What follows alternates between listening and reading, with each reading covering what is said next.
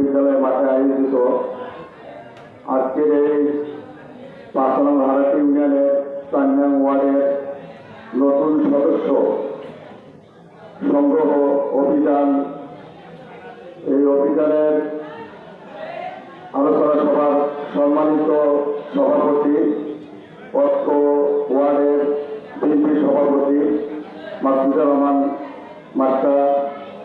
আমাদের মাঝে উপস্থিত রয়েছেন প্রধান অতিথি হিসেবে লালমনিরহাট জেলা বিএনপির যুগ্ম সাধারণ সম্পাদক, লালমনিরহাট সদর উপজেলা সাবেক সফল চেয়ারম্যান এবং লালমনিরহাট সদর উপজেলার বিএনপির আহ্বায়ক, আমাদের এই হারাটি ইউনিয়নের কৃষি সন্তান একে মবিনুল হক। আমাদের মাঝে আরো উপস্থিত রয়েছেন অত্র হারাটি ইউনিয়নের বিএনপির সাধারণ সম্পাদক নুরুল নবী সরকার নয়ন এবং আমাদের মাঝে আরো উপস্থিত রয়েছেন